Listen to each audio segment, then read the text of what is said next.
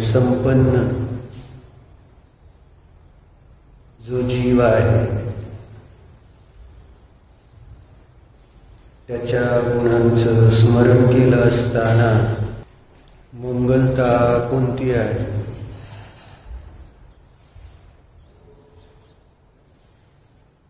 तर ज्या जीवामध्ये मोह, राग, द्वेष नाही तिथेच मंगलता आहे.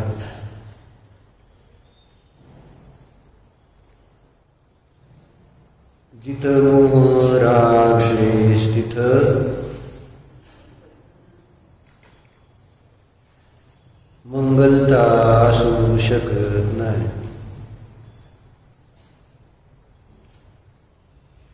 म्हणून तर आपण मंदिरात येतो. मंदिरात काय येतं?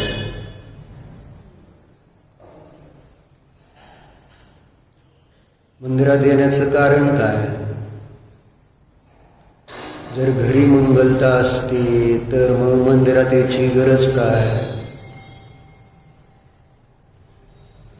पण घरामध्ये जे कोणी जीव आपल्या संयोगात आहे त्यांच्या ठिकाणी दिसून काय येतं?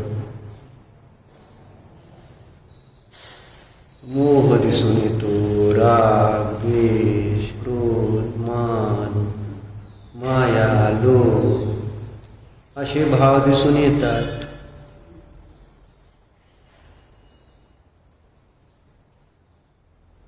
आणि मग त्या निमित्तात आपले परिणाम पण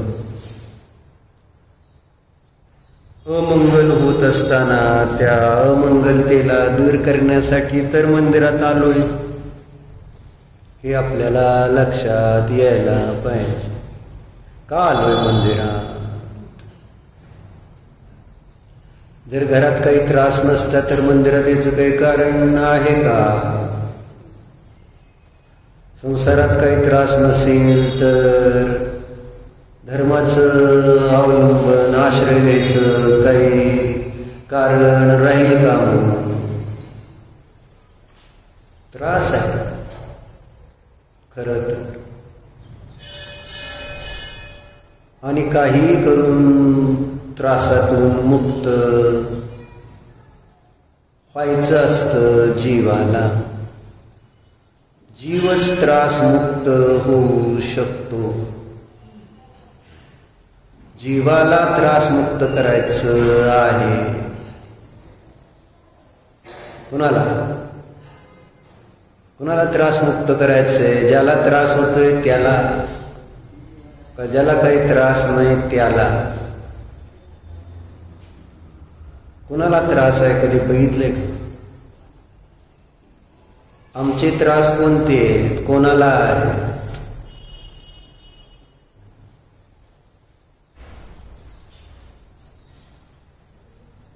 शारीरिक त्रास, मग जीवाला आहे का तो त्रास?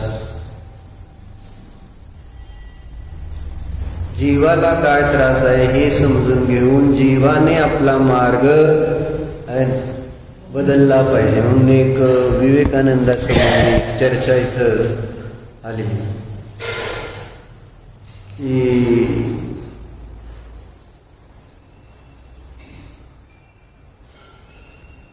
धर्म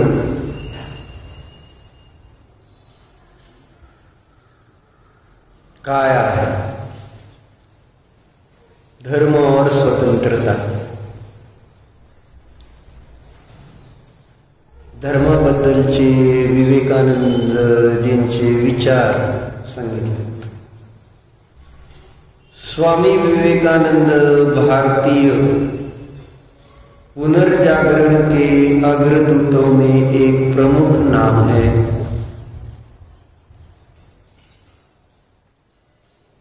जिन्होंने धर्म, समाज और व्यक्ति की स्वतंत्रता के बीच गहरे संबंध को समझाया.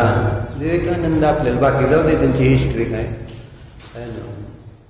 आपल्याला कधीच त्याच्यामध्ये इंटरेस्ट नसतो. नाहीतरी विवेकानंद असो, नाहीतर आमचे शांतीसागर महाराज असो, कोणी असलं तरी पाया पडण्यापुरतंच, आणि कुणीतरी स्तुती करतं म्हणून स्तुती केली. पण त्यांच्यासारखं होण्यासाठी कोणाची धडपड किती आहे. विवेकानंद महान होते. मग का महान होते? ते साधू होते माहिती ना. साधू, त्यांच्या मतामधले साधू झाले ना, त्यांचं नाव अगोदर काय होतं? विवेकानंदाचं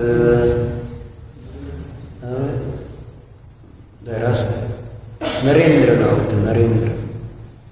नरेंद्र नाव होतं. आणि नंतर त्यांनी रामकृष्ण परमहंस जवळ जाऊन संसाराचा त्याग केला. त्यांच्याकडे पण आहेच किती प्रकार, आणि त्याच्यामध्ये त्यांनी केलेला जो अभ्यास आहे, आणि मग त्यांचं ते अमेरिकेतलं भाषण, आणि त्या भाषणामध्ये काय अशी विशेषता होते? फक्त एवढंच म्हटले ना.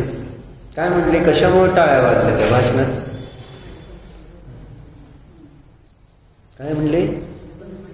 एवढ्यावर काय टाळ्या वाजल्या? माझे बंधू आणि भगिनी, एवढे शब्द वापरले. टाळ्या काय त्याच्यात जादू? काय? कशामुळे? समोरच्या सर्व जीवांना आपलंसं करून घेण्यासाठीच असं संबोधन तिकडे कधी कोणी काय आहे ना केलेलं नाही, ऐकलेलं नाही. My dear brothers and sisters म्हटल्यानंतर एकदम असे सगळे म्हटलं, त्यांना कुठं कळतंय काय त्याच्यात? असं तो ते विवेकानंद. ठीक आहे. मग स्वामी विवेकानंद के अनुसार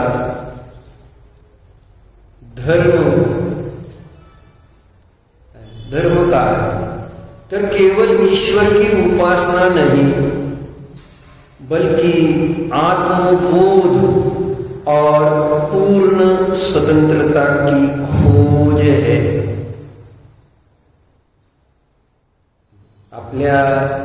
आपल्या आचार्याने सांगितल्यावर हे समजत नाही ध्रुव. आता हे सांगितल्यावर कसं वाटतंय? बरोबर. आता हे सगळं आपलं शास्त्र भरलंय त्यांनी, आणि त्याच बेसवर आपला जैन धर्म सगळा उभा आहे. पण म्हटलं ना, घरच्या डॉक्टरची किंमत नसते. जो धर्म मिळाला त्याची व्हॅल्यू किती आहे सिमरन? कारण सहज मिळालाय ना. आता मागं काय केलं असेल पुण्य, त्याचं फळात मिळालं, ठीक आहे.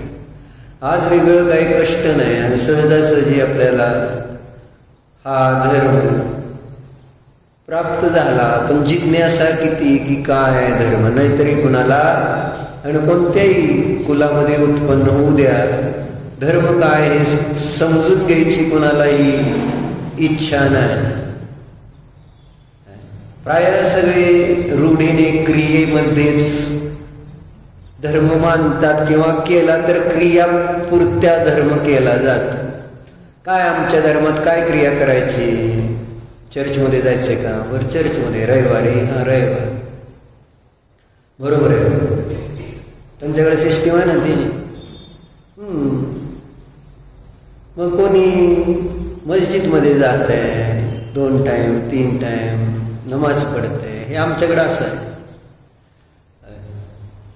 म्हणजे काय आहे हे कोणी समजून न घेता, केवळ आपण कोणत्या कुलात जन्मलोय आणि इथं कोणतं धर्म पाळला जातोय आणि कशा पद्धतीने पाळला जातोय एवढंच. काय आहे त्याच्या पाठीमागचं विज्ञान आहे ना, किंवा ते काय धर्म हे समजून घेण्यासाठी वाचन किती लोक करतात कुठल्या धर्मातले, आणि आपण आपल्याकडे बघितलं तर समजतंय किती वाचन होतं धर्मासंबंधी. जो धर्म क्रियेच्या रूपाने मी करतो डॉक्टर, त्याचा अभ्यास रूपाने किती आपण वाचन म्हणून करत असतो. अभ्यास रूपाने वाचन म्हणून स्वाध्याय करता तुम्ही, मी नाही म्हणत नाही, बरोबर आहे, पण एक अभ्यास रूपाने किंवा हे काहीतरी सायन्स आहे, विज्ञान आहे किंवा काय आहे बघू तर असं म्हणून बाहेरच्या तुम्ही जे डॉक्टर त्याचं सायन्स विज्ञान शिकताना पहिल्यांदा प्रश्न केलेला नाही आहे की हे काय आहे काय नाही. तिथं जे सांगितलं तसं तुम्ही स्वीकारत गेलेलं आहे, बरोबर आहे, समजून घेत गेला, वाचता वाचता पुढं मग प्रयोग युक्ती वापरत गेला. पण पहिल्यांदा कुठलंही आणि जे सांगितलंय त्याच्यावर विश्वास ठेवून प्रवृत्ती करत होता. इथं विश्वास ठेवून तर होतं का? स्वाध्याय जे वाचन आपण करतो हे काहीतरी चांगलं आहे म्हणून. डॉक्टर होण्यासाठी ज्या ग्रंथाचा तुम्ही अभ्यास केला त्यावेळेस विश्वास कसा काय ठेवला सांगा बरं तुम्ही. कोणास ठाऊक खरं आहे का खोटं आहे, काय काय किती किती मोठी मोठी पुस्तकं वाचली तुम्ही, कसले कसले शब्द ज्याच्याशी तुमचा काही संबंध नाही कधी, पण विश्वासाने वाचलं का नाही की कारण का तुमचं लक्ष होतं. मला काय काय लक्ष होतं व्हायचंय झाला, म्हणजे त्या विश्वासाने ते वाचन केलं, शिकवलं तसं जिज्ञासा ठेवून समजून घेतलं आहे ना. हे खोटं आहे खोटं आहे खोटं आहे म्हणून काय नसतं असं म्हणून तुम्ही डॉक्टर होऊ शकताल का? शिकताना प्रत्येक वेळेस तुम्ही समोरचा काय सांगतोय आणि ते खरं कसं आहे याच्यासाठी बुद्धीचा वापर केला जातो. आता इथं शिकायचंच नाही. पहिली गोष्ट इथं शिकण्याचा विषयच येत काय, यात शिकण्यासारखं काय. डॉक्टर झाल्यानंतर काय होतं हे मला माहिती आहे, बरोबर. डॉक्टर झाल्यानंतर मी पेशंट बघू शकतो आणि मग माझं ते काय उदरनिर्वाह होऊ शकतो, बरोबर आहे.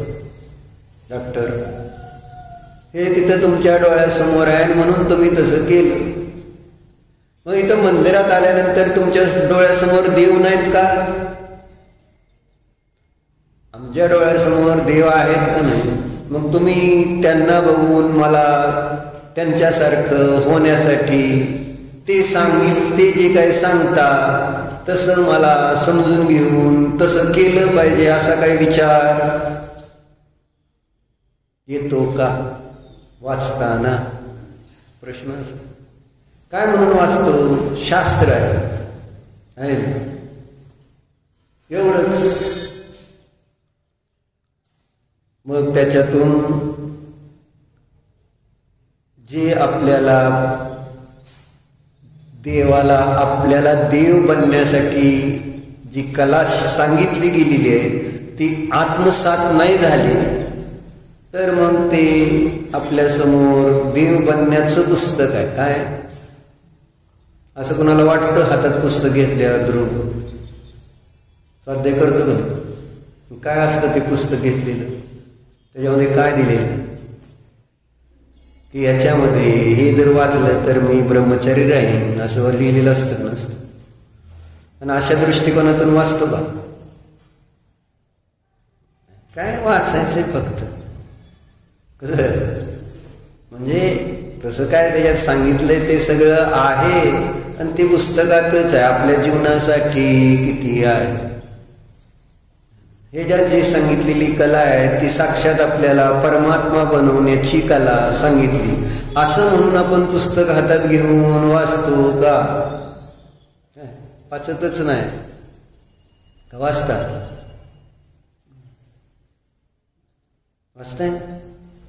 काय वाचता? शांतीपद प्रदर्शन वाचतंय. छान. कशासाठी वाचताय?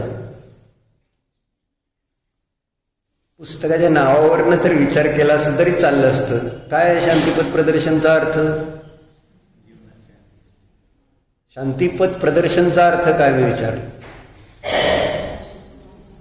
शांतीपथ प्रदर्शन काय? शांतीचा मार्ग काय? शांतीपथ आणि प्रदर्शन 3 शब्द आहेत का नाही?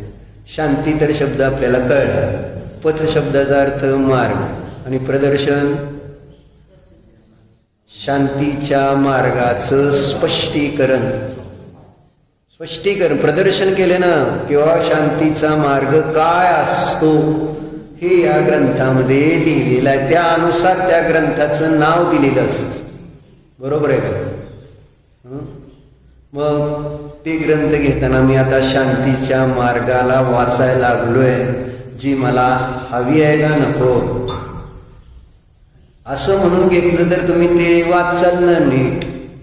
पण शांतीचा मार्ग म्हणून आपण त्याला हातात घेऊन मला शांती पाहिजे आणि त्याचा उपाय याच्यामध्ये सांगितलाय आहे ना. मग तो वाचलं तर मला शांती मिळेल अशा भावनेने आपण ते पुस्तक घेतलं का? काय नाव आहे एक शांतीपद प्रदर्शन. आपल्यासाठी नाव आहेत ग्रंथांची. त्या नावाला काही अर्थ आहे का? अभिजित काय वाचते तू? काय ज्ञानार्णव म्हणजे? ज्ञानार्णवचा अर्थ काय होता?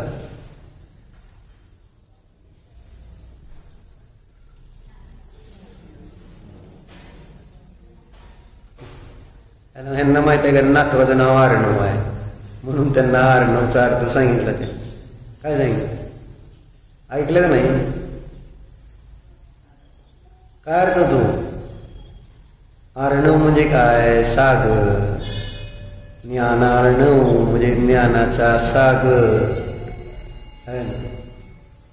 मग ज्ञानार्णव ग्रंथ हातात घेतला तर माझ्या हातात ज्ञानाचा सागर आहे म्हणजे साक्षात सर्वज्ञता माझ्या हातात आहे असं म्हणून ते हातात घेऊन आपण ती सर्वज्ञता वाचतो का?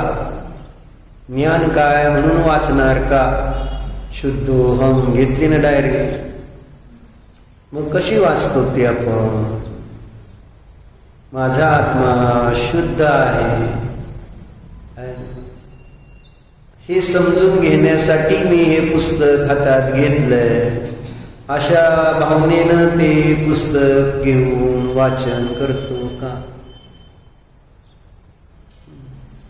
तुम्ही काय वाचताय का? काय वाचताय? अजित मध्ये आम्हांचं चरित्र. चरित्र म्हणजे चरित्राचा अर्थ काय होता? चरित्र म्हणजे काय? त्यांनी काय काय केलं? चरित्र म्हणजेच समताभाव असं खरा तर त्या चारित्र्याचा अर्थ आहे. मग त्या जीवाने साधू आहे ना पदधारण करून आत्मसाधना कशी केली, मला पण तशी आत्मसाधना करायची म्हणून मी हे पुस्तक वाचतो असं म्हणून वाचता का? आहे अजित मग ती अम्मांचं आहे, माझं आहे का? ती कुणाचं आहे? चरित्र कुणाचं आहे? त्यांचंच आहे आणि ते त्यांच्याजवळच, त्यांनाच लक लाव. तुम्ही कशाला वाचताय? जर त्यांचं चरित्र तुम्ही वाचताय तर त्याच्या पाठीमागचा उद्देश, आणि तशासारखं माझं पण आचरण व्हायला पाहिजे म्हणून आपण समजून घेतोय की त्यांच्या जीवनात शांती होती, समाधान होतं, परिग्रह परिमान होतं, जे काही त्यांचं जीवन होतं तसं माझं जीवन झालं तर चांगलं आहे असं पाहिजे का नाही? पण प्रॉब्लेम हे वाचन असं होतं झालं तर, वाचनच नाही आणि झालं तर त्याच्यातून मला काहीतरी समजून घ्यायचंय किंवा त्याच्यासाठी मी हे अभ्यास करतोय, स्वाध्याय करतोय असं होत नाही तर मग आपल्याला त्या वाचण्याचा कंटाळ येणार आहे. ते वाचन आपल्याला ओझ होणार आहे, ओझ. धर्म ओझ होतो त्याच कारणात, कारण आपल्या त्याच्याशी संबंध नसताना करावं लागणारं कार्य, ज्याच्याशी आपला संबंध नसतो ते कार्य करायला लावलं तर ते ओझ होत. बरोबर? म्हणजे घरामध्ये काम करणाऱ्या नोकरांना काम ओझ का वाटतं? करायचं इच्छा नाही पण करावं लागतंय पैशासाठी, असं होतं ना. जे काम करायचं नाही तसं धर्म करायचा नाही, करायचं पण करावा लागतोय, तेव्हा तिथं ते ओझ झालं. ओझ कधी हलकं होईल याच्याकडं आमचं जास्त लक्ष असतं. बरोबर सिमरन? बरोबर आहे. तसंच संसाराचं ओझ होते का नाही? संसाराच्या ओझ्याने पार वाकून गेला, त्रासून गेला, दुःखी झाला, पण त्या ओझ्यावर अजून ओझ वाढवण्यातच बरं वाटतंय. आज ओझ वाढवणार आहे का नाही बाहुबली बाई? का दमलाय, थकलाय? ओझ वाहून थकलो का नाही? जे आज माझ्याजवळ परिग्रह आहे त्या परिग्रहाच्या ओझ्याने आपण थकलोय का? दबलोय का त्या ओझ्याखाली? अजून चालतंय आणि इथं थोडं सुद्धा चालणार नाही. एक्स्ट्रा टाइम नाही, दुसरे क्षेत्र नाही. आपल्याला वेगळा वेळ द्यायचा नाही आणि वेगळ्या क्षेत्रात जाऊन धर्म करायचा म्हटलं तर करायचा नाही. माझ्या घरात पाहिजे आणि माझ्या वेळेत असला तर, मला वेळ असला तर, अशा सिस्टीमनं. आणि म्हणून तो धर्म आपल्याला आनंद देत नाही. म्हणून प्रयत्न करावा लागेल. आणि त्यासाठी इथं विवेकानंदजी काय सांगते तर बघा, स्वामी विवेकानंद के अनुसार धर्म केवल ईश्वर की उपासना नहीं. एक धर्म म्हटलं की प्रत्येकाच्या दृष्टीमध्ये एक कुठला तरी देव मांडलाय आणि त्या देवाची पूजा अर्चा नमस्कार एवढंच त्या धर्माचं स्वरूप सामान्य रूपाने पाहिलं जात, मानलं जात. परंतु त्यांच्या दृष्टिकोनात काय? तेवढंच नाही, ते आहे असं नाही की ते धर्म नाही, ईश्वराची उपासना. कारण ईश्वराच्या उपासनेतून आम्हाला ईश्वराचं स्वरूप समजणार आहे. पण ते ईश्वराचं स्वरूप समजून घेण्याचं प्रयोजन काय? तर आत्मबोध आणि पूर्ण स्वतंत्रता. त्याचा शोध आपल्याला त्या ईश्वराच्या उपासनेने होतो. म्हणजे दर्शन केल्यामुळं लाभ काय होणार? आपल्याला आपल्या आत्म्याचा बोध होणार आणि आपल्याला वस्तू व्यवस्थेची स्वतंत्रता समजणार आहे. त्यासाठी देवाचं दर्शन असतं. परंतु देवदर्शन आपण म्हटलं कधी डोळे उघडून करणारच नाही. की काय आहे देवदर्शन, कशासाठी आहे, काय पुढं काय सांगते बघा. स्वामी विवेकानंद के अनुसार धर्म केवल ईश्वर की उपासना नहीं बल्कि आत्मबोध और पूर्ण स्वतंत्रता की खोज है। वे कहते हैं स्वतंत्रता ही जीवन का सार है। आणि हे आपण पाहतो पण रोजच्या जीवनामध्ये स्वतंत्रता असेल तरच शांती आहे, आनंद आहे, सुख आहे। परतंत्रता आहे तर दुःख आहे। म्हणून धर्माचा सार काय तर स्वतंत्रता। त्यांनी पण सांगितलं उनके दृष्टिकोन में, आता इथनं पुढे जी चर्चा है ती सांगते, उनके दृष्टिकोन में चेतना, बुद्धि और निर्णय की क्षमता यही सच्चे जीवन का लक्षण है। जीवन कशाला म्हणायचं काय म्हणते, जीवनाचं स्वरूप सांगते। जीवन कशाला, आपण जीवन कशाला मानलेलं आहे। जीवन म्हणजे काय, आपल्या दृष्टिकोनातून जीवन शब्दाचा अर्थ काय होतो तर जगणे, एवढं आपण अर्थ करू। पण जगणे कोणत्या रूपाने, कशा रूपाने जगणे, प्रत्येकाची आपली आपली जीवनाची वेगवेगळी व्याख्या आहे, बरोबर आहे। मग एक्झॅक्ट जीवन काय तर आता विवेकानंदाच्या दृष्टिकोनातून जीवनाचं स्वरूप असं आहे की चेतना, बुद्धी आणि निर्णयाची क्षमता हेच जीवनाचं खरं लक्षण आहे।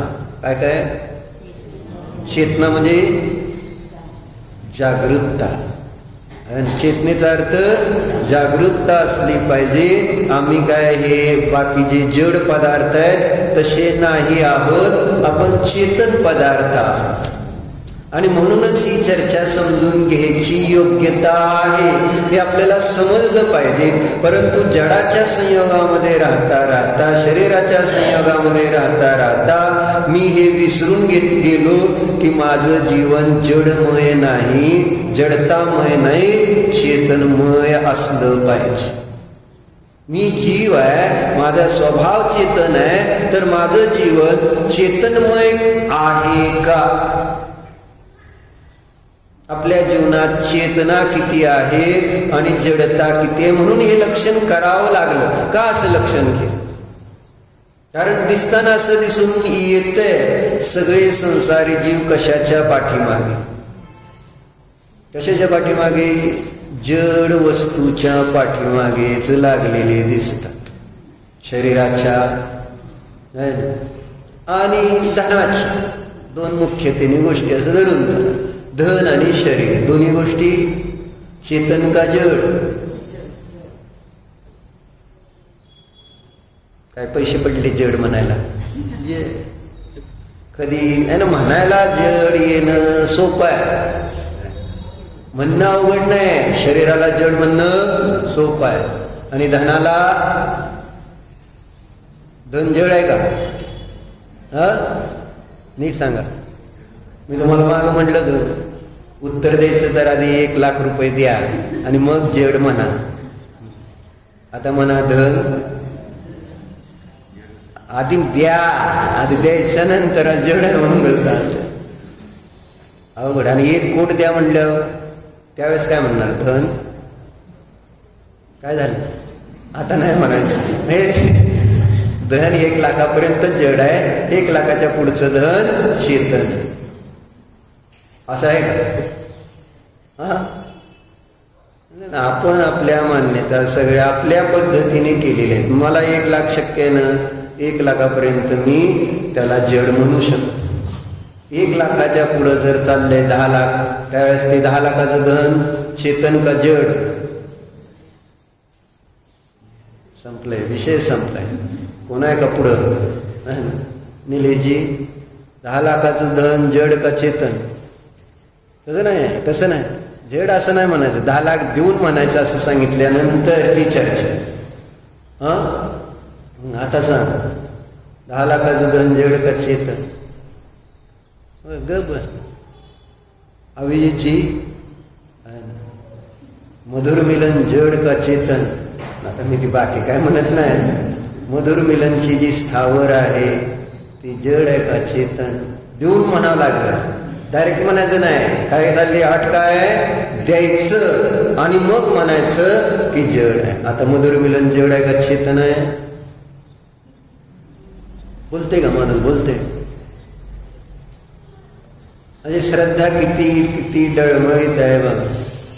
हो बाबा घे, काय फरक पडतो? कोण घ्यायला लागलंय तुम्हाला? सांगा. मी सांगतोय का नाही रोज तुम्हाला, तरी विश्वास नाही तुमचा.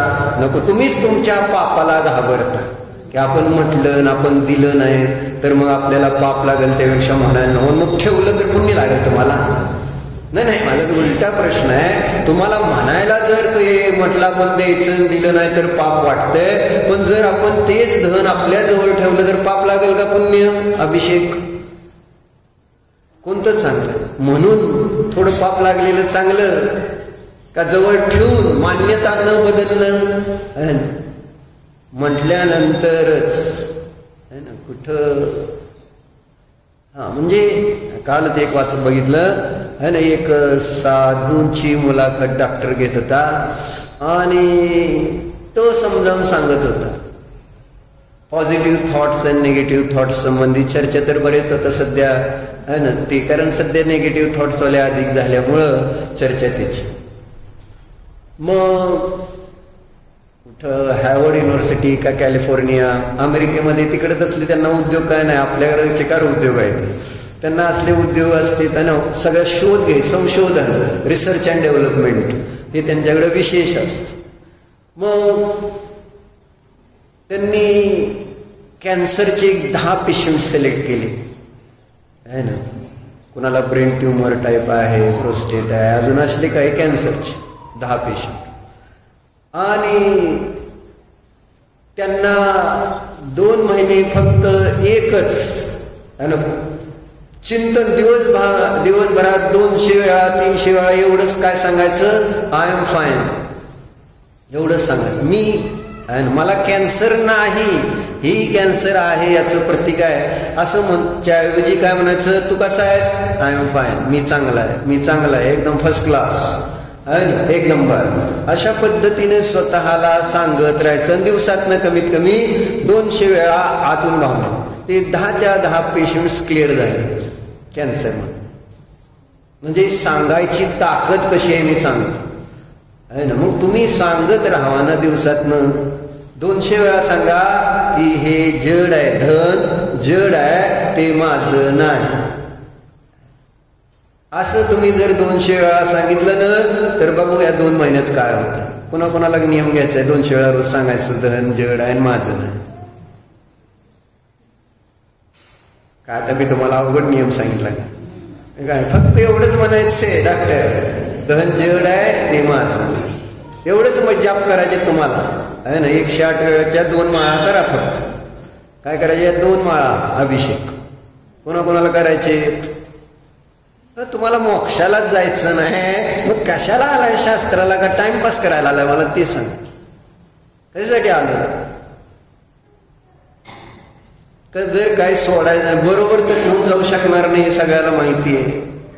मग मान्यता तर बदलावं लागतील की नाही? आणि मान्यता बदलण्यासाठी पहिल्यांदा स्वयंसूचना तर द्याव्या लागतील का नाही? आणि स्वयंसूचना पण द्यायला आपण जर प्रमाद करू तर मग कोण सांगणार मला सांगा? मी काय तुमच्याजवळ उभारणार आहे दिवसभर आणि सांगू शकणार आहे तुझं किंवा धन जड आहे तुमचं नाही? तर माणूस ठेवा का मला, तुम्हाला कंटाळ येत असेल म्हणायचं जप, आणि एखाद्या माणसाकडून जाप करून घेतली तर चालतील का? बाहुली भाई धन जड आहे माझं नाही, असं एका माणूस कामाला ठेवा आणि करून घ्या. काय लाभ होईल तुम्हाला? तुम्हालाच करावं लागेल ना. जर तुम्हाला त्याच्यातनं सुटायचं असेल तर अडचण नसते. कशासाठी चर्चा चालली बाहुली भाई? कशासाठी चालली? इथं काहीच नाही आहे, इथं आहे. काय चर्चा चालली? काय विवेकानंदाचं काय चाललंय ती सांगा मला. माहिती आहे विवेकानंदाचं चाललंय विषय कुठपर्यंत? जीवनाचं लक्षण बघत होतो. काय लक्षण केलं जीवनाचं त्यांनी? 3 गोष्टी सांगितल्या नाही त्यांनी. काय 3?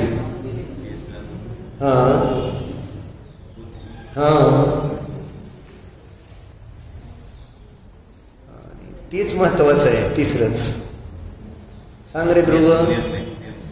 निर्णय घेण्याची क्षमता, कॅपॅसिटी. या 3 गोष्टी सांगितल्या. जीवनाचं लक्षण काय आहे ना? ज्याच्या जीवनामध्ये चेतना आहे, ज्याच्याजवळ बुद्धी म्हणजे विवेक आहे, आणि जो निर्णय घेऊ शकतो त्याचं जीवन त्या ठिकाणी चांगलं असणार आहे. ज्याचं जीवन चेतनमय नाही, ज्याच्याजवळ विवेक नाही, ज्याला निर्णय घेण्याची क्षमता नाही, तो जीव निलेश काय होणार? दुःखी असणार आहे. म्हणून जीवन बदलायचं तर जड वस्तू आपलं जीवन बदलू शकणार नाही. ज्याच्यामध्ये चेतना आहे तीच आपलं जीवन बदलू शकतील जर बदलायचं असेल. म्हणून पहिल्यांदा मी चेतन आहे आणि माझ्यामध्ये बदल होऊ शकते हे आपल्याला लक्षात यायला पाहिजे. तुम्ही म्हटलं म्हणून म्हटलं आपण जडाच्या सान्निध्यात राहत असं आलोय की मी जसं जड बदलू शकतं का? आणि त्याने उदाहरण छान दिले बघा. म्हणजे हे समजावून सांगण्यासाठी स्वामी विवेकानंद बताते कि एक विशाल रेल इंजिन पटरी पर दौड़ता हुआ आ रहा है ना. रेल्वेचं एक मोठं इंजिन है ना, त्या रेल्वेच्या रुळावरून जोरजोरात येत आहे.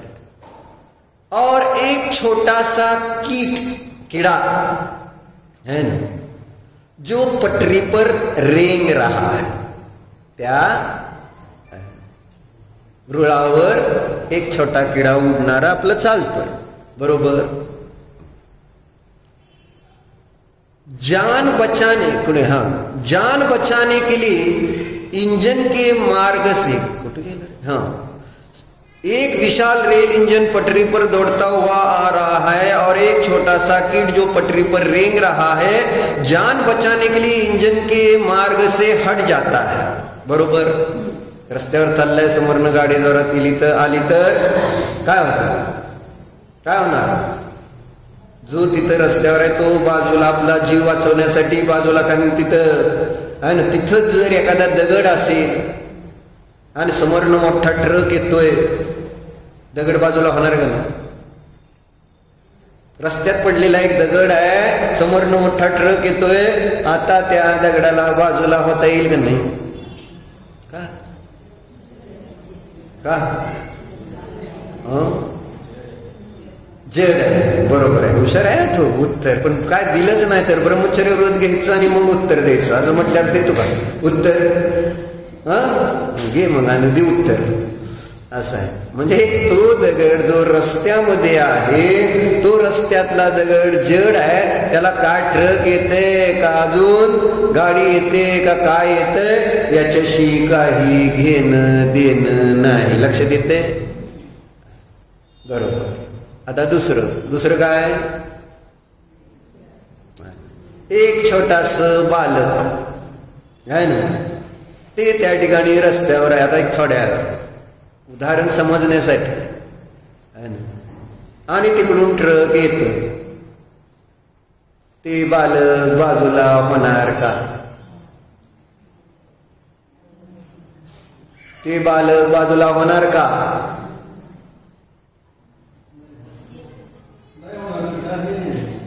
बरोबर आहे. म्हणजे त्याच्याजवळ काय नाही, दुसरं काय नाही, बुद्धी म्हणजे विवेक. किंवा गाडी येते आपल्या समोरून आणि आपल्याला रस्त्यावरून बाजूला झालं पाहिजे, हा विवेक त्या बालकामध्ये नाही.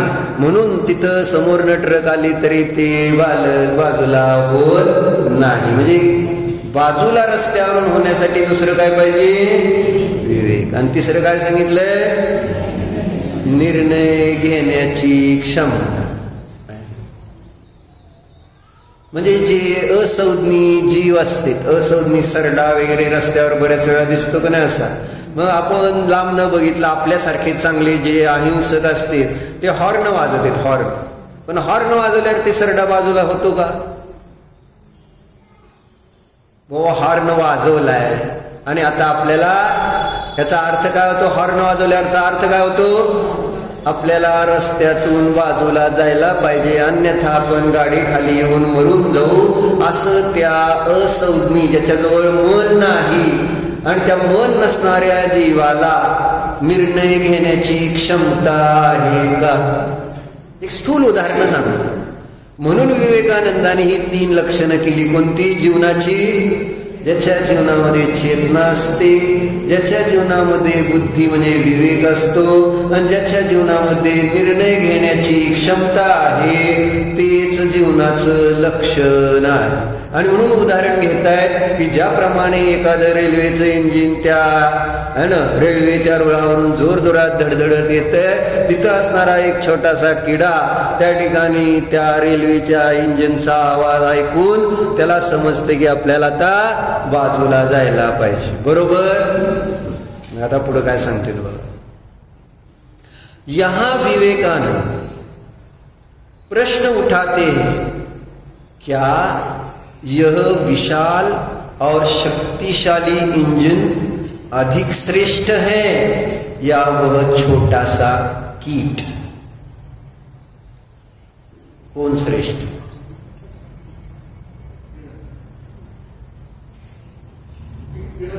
कस काय? म्हणजे तुम्ही उत्तर कसं काय दिलं? पण हे आपल्याला सगळ्याला कळतंय, या उदाहरणातून कळतंय. इंजिन भले किती मोठा असू दे, किती त्याची ताकद, त्या किड्याच्या अपेक्षेने बघितलं तर त्याची ताकद किती आहे त्या किड्यापेक्षा, पण तरी सुद्धा आम्ही सगळेजण कोणत्या पक्षात आहे? त्या रेल्वेच्या इंजिनच्या का त्या किड्याच्या पक्षाच्या बाजूला? वोट कोणाला? किड्याच्याच का? आणि इथं मी तुम्हाला मागापासून म्हणतोय, तुमचं एक पोटाचं सोनं जे आहे ते जड आहे का चेतन आहे, तर तुम्ही सांगा ना नीट. म्हणजे प्रश्न आहे ना, चेतना ज्याच्या जवळ आहे त्याला कळायला पाहिजे की नाही किती मोठं धन आहे, किती किमतीचं धन आहे ना, किती क्षमता आहे त्या धनामध्ये. हे सगळं जरी असलं तरी सुद्धा व्हॅल्युएशन कोणाचं असलं पाहिजे? आपलं व्हॅल्युएशन पाहिजे का न? आणि आपलं का असलं पाहिजे? का? कारण आपण जड नाही आहोत, आपण चेतन आहोत. हे आपल्याला आता समजायला पाहिजे का नको? आपल्याजवळ आहे ना समजण्याची कॅपॅसिटी आहे ना, संवेदन आहे. चेतनेचा अर्थ होतो एक अनुभवन, वेदन, स्वसंवेदन ज्याच्या जवळ असतं त्याचं नाव आहे चेतना. नाहीतर इथं पंखे आहेत, माईक आहे, मोबाईल आहे, अशी पुस्तकं आहेत, यांना काय फरक पडतो एवढ्या सगळ्या शास्त्रात? आणि हे काय सांगतात त्याचा फरक कुणाला पडणार आहे? आणि कुणाला पडला पाहिजे?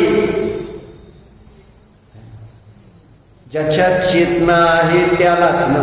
आणि जर माझ्यात फरक पडत नसेल तर मग इथली फरशी, मॅट, टेबल, माईक, पंखा आणि तुमच्यात काय फरक? यांना काहीच फरक पडलेला नाही, या भिंतींना वगैरे काहीच फरक पडला नाही या शास्त्रात. आणि जर त्यांच्याप्रमाणेच हे सगळं समजून घेऊन मला फरक जर पडत नसेल तर मी जड का चेतन ध्रुव? एखाद्याला आपण एखादी चांगली गोष्ट समजून सांगतोय स्तुती समजावून सांगतोय आणि ते आहे ना समजत नाही, काय होईल? काय दगड आहेस का?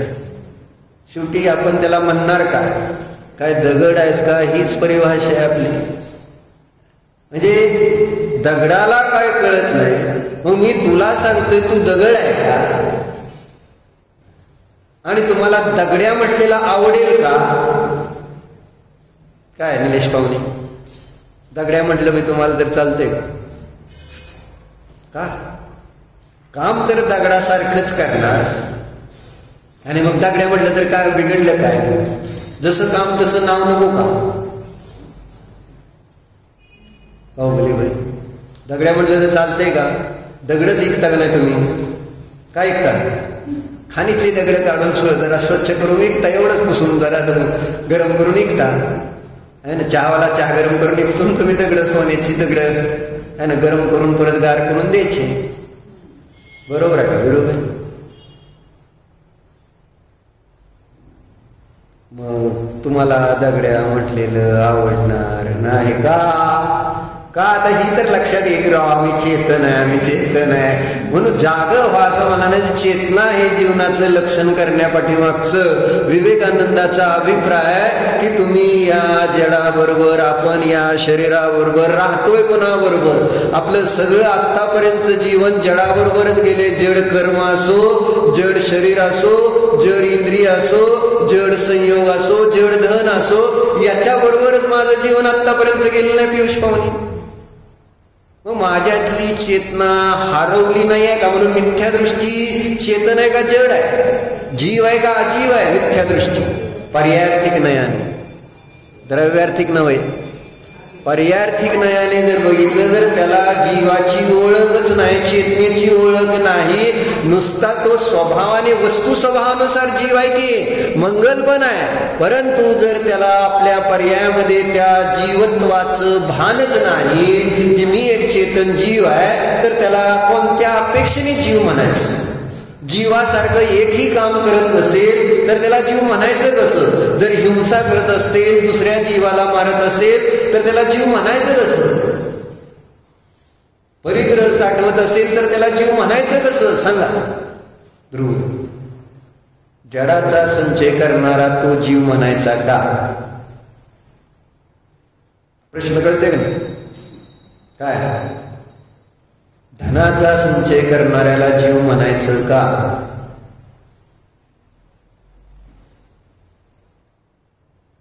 म्हणजे ते जड आहे ना, मलाही म्हणायचं आहे. आणि त्या जडाचा संग्रह केल्याने आपल्याला काय होणार आहे लाभ? जीवाला, चेतनेला. परंतु मी चेतन स्वतःला मानलं नाही, मी शरीर मानलंय आणि म्हणून ते धन मला शरीराला कामाला येते असं समजून त्याचा संचय करतोय. जेव्हा की शरीर पण जड आहे, त्याला पण सुखदुःखाचं वेदन नाही, आणि जे धन कमवत आहे त्यालाही सुखदुःखाचं वेदन नाही. जो आत्मा चेतन आहे त्याला सुखदुःखाचं वेदन आहे, आणि त्याच्यावर मला विचार करायचा नाही. काय काय नाव तुमचं? अंकिता आहे. अंकिताच ना? 2 अंकिता झाल्या. काय सांगतोय? काय सांगतोय? आपण जड आहे का चेतन आहे? आपण कोण आहे? चेतन आहे. सांगते संजीवनी काकी, चेतन आहे म्हणून सांग. असं सांगा आहे ना. तुम्ही कोण आहे सांगितलं तर, तुमचं नाव विचारलं तर तुम्ही अंकिता सांगितलं का नाही? पण तुम्हाला मी काय सांगतो, तुम्ही कोण आहे विचारलं, जड आहे का चेतन, तर सांगता येते का? म्हणजे इतकी चेतना हरवलेली आहे.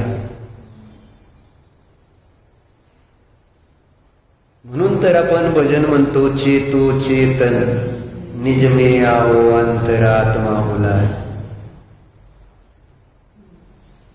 हे सांगावं लागलं का नाही? जग में अपना कोई नहीं है, तू तो ज्ञानानंदमयी है, एक बार अपने में आ जा, अपनी खबर क्यों भुला गई. बरोबर आहे. म्हणून चेतना, निदान आपल्याला चेतन म्हणून तर स्वीकारावं. कुठंतरी चांगली संज्ञी म्हटलं ना, आपण सरडे नाही आहोत, म्हणजे असंज्ञी नाही आहोत, आपण बालक अविवेकी नाही आहोत, आणि आपण या जड वस्तूंसारखे अचेतन नाही आहोत. मग आपल्याला कसं जीवन जगायचं हे समजायला नको. ध्रुव, 3 गोष्टी.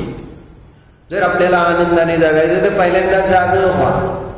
आणि बाहेरचं त्या ठिकाणी वैभव किती मोठं आहे त्यामुळं त्याला फरक काय पडणार नाही, म्हणून सांगते तिथं श्रेष्ठ कोण? विवेकानंदाचा प्रश्न कोण काय? श्रेष्ठ कोण? गाडीचं इंजिन का तो बारका किडा? तुम्ही केवढे आहात ह्याला महत्व नाही आहे, आणि बाहेरचं वैभव केवढं आहे ह्याला महत्व नाही आहे. तुमच्याजवळ आहे का त्याला महत्व आहे. मेरे पास माँ है, ते सांगतो का नाही दीवारमध्ये अमिताभ बच्चन काय म्हणतो, मेरे पास धन है, दौलत है, गाड़ी है, बंगला है, पैसे है, तुम्हारे पास क्या है, काय ध्रुव एकच शब्दात फक्त सांगतो ते शशी कपूर त्याला, तो मेरे पास माँ है. गप सगळं गप झालं. काय माँ आणि बाकीचं बाहेरचं. माँ म्हणजे लक्ष्मी, ज्ञानलक्ष्मी. तुमच्याजवळ काय नेहा, मेरे पास बच्चा है, गाडी है, सगळं आहे, सगळं आहे माझ्याजवळ, फार्म हाऊस आहे, बरोबर आहे शिमा. माँ किधर है. काय महत्वाचं होतं, बाहेरचं गिफ्ट वैभव महत्वाचं होतं का आई महत्वाची. विरुभाई किती येणार मग उत्तर द्यायचं. उत्तर देण्यासाठी सुद्धा आपल्याला त्याची व्हॅल्युएशन कळणार कशी मला सांग. उत्तराचं व्हॅल्युएशन येत नाही ना मला, कारण माझ्याकडनं काही खर्च नाही झालेला, आणि खर्च होत नाही तोपर्यंत आपल्याला त्याची किंमत कळत नाही. कारण आज आपल्याला प्रत्येक गोष्ट आहे ना त्या 3 इडियट्स मधल्या सुहास सारखी झालेली आहे. आपली सुहास माहिती आहे 3 इडियट मधला, प्रत्येक गोष्टीला टॅग लावलेला आहे. बूट असो, शेरवानी असो, घड्याळ असो, आहे ना, काही गोष्ट पहिले त्याला एक टॅग लावलेला असतो त्याने. तसं तुम्ही दुकानात टॅग लावलेले असते किमतीची, बरोबर आहे. तसं आम्ही पण सगळ्याला टॅग लावून टाकलेत का नाही. मग कसं विचार करा. म्हणजे सगळे आपण त्या वस्तूला किंमत देतोय, आपल्याला आपण कधी टॅग लावणार पाहिजे का नको. ध्रुव कोणता टॅग लावायचा, कोणता. मी चेतन आहे, मी विवेकी आहे, आणि माझ्यात निर्णय घेण्याची क्षमता.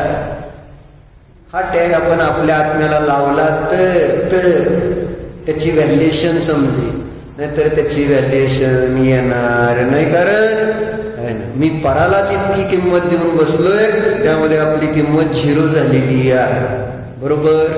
पुढं काय पूर्ण करू का वाजले करतो, पूर्ण 2 मिनिटात करतो, असू दे. यहाँ विवेकानंद प्रश्न उठाते हैं, क्या यह विशाल और शक्तिशाली इंजन अधिक श्रेष्ठ है या वह छोटा सा कीट. इंजन विशाल है, शक्ति से भरपूर है, लेकिन वह निर्जीव है, उसकी सारी शक्ति बाहरी है, जबकि कीट जीवित है, उसमें चेतना है, बुद्धि है, स्वतंत्रता है. इसलिए विवेकानंद कहते हैं कि यह छोटा सा कीट जो अपने निर्णय से मार्ग बदल सकता है, उस विशाल काय इंजन की तुलना में अधिक राजसी है, श्रेष्ठ है ना. उनके अनुसार धर्म का वास्तविक उद्देश्य है मनुष्य को उसकी सीमाओं से बाहर निकालकर उसकी मूल दिव्यता से जोड़ना. यह संघर्ष केवल आध्यात्मिक नहीं बल्कि मानसिक, सामाजिक और आत्मिक स्वतंत्रता का भी है. स्वामी विवेकानंद का यह दृष्टिकोण आज भी उतना ही प्रासंगिक है. एक ऐसा धर्म जो रूढ़ियों से मुक्त होकर चेतना, विवेक और स्वतंत्रता का मार्ग दिखाता है. यही जीवन का सार है, चेतना, स्वतंत्रता और बुद्धि यानी विवेक. अजून चिंतन करा. प्रभु मन वचन कृतकार्य करना सर्व समर्प क्रोध मान माया माझ्याकडून या भावात शास्त्र घेतलेल्या वर्णामध्ये अतिक्रम विचार क्रियापासून पंचक्रिया ज्या काही जीवांची हिंसा स्वाध्याय करीत असताना घडलेली सर्व दोषाविषयी पश्चाताप व्यक्त करून क्षमा मागतो. हे माझे सर्व दोष कृत्या मी माझ्या या सर्व दोषाविषयी मी प्रायश्चित्त मागतो.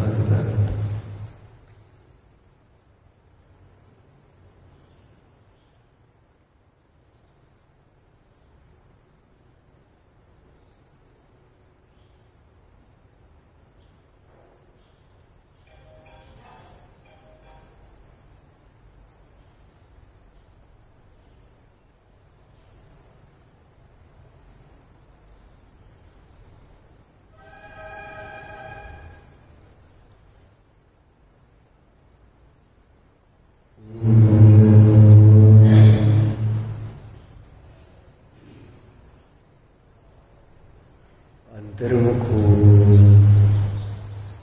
आपल्या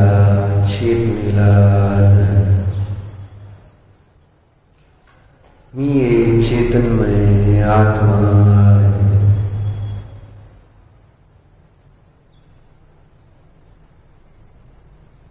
मी जड अजीव वस्तू नाही.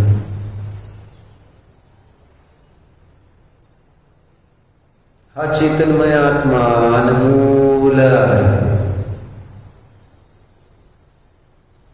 अनुपम आहे.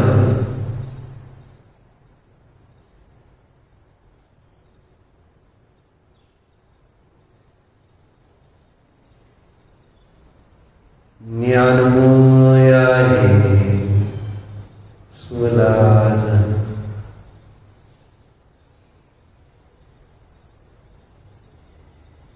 या माझ्या आत्म्यामध्ये निर्णय करण्याची क्षमता आहे. स्वचा निर्णय करा, आपला निर्णय करा. आपण म्हणजे हे शरीर नाही आहोत. आपण म्हणजे हा कुटुंब परिवाराचा विस्तार नाही आहोत. निर्णय आपल्या जवळच आहे. बाह्य धन वैभव आपण नाही आहोत. आपण तर चेतनमय, ज्ञानमय जीव आहोत.